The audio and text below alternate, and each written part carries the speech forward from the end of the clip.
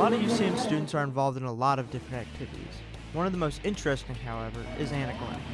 Anna Glennon is a digital media production student who just recently won a world championship in jet skiing. Because jet skiing is what some would call an obscure sport, Glennon tells us how she got into competition jet ski racing. Ever since I was little, we've had a lake house at the Lake of the Ozarks. When I was just a baby, my grandparents had a lake house there, and I always enjoyed riding around on the sit-down jet skis when I was a little baby. My grandpa would take me out, my dad would take me out, and they still tell me to this day that I would cry and whine and beg for a ride whenever I wasn't riding. I mean, it'd be 11 o'clock at night and I'd be dragging my life jacket around and crying and whining for a ride on the Sea-Doo. And I had always just enjoyed being at the lake, and so we got more into the stand-up jet skis when I was 12.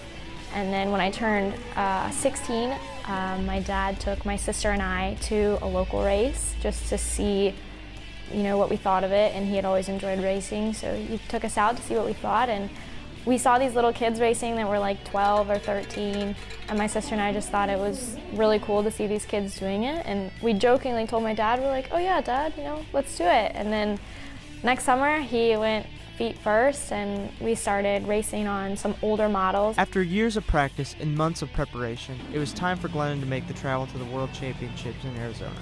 She tells us what her mindset was and what the moment she had been dreaming for was like.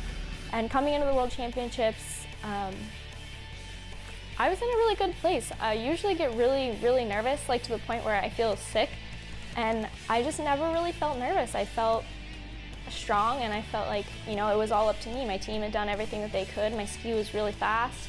My ski was handling great. The conditions were perfect.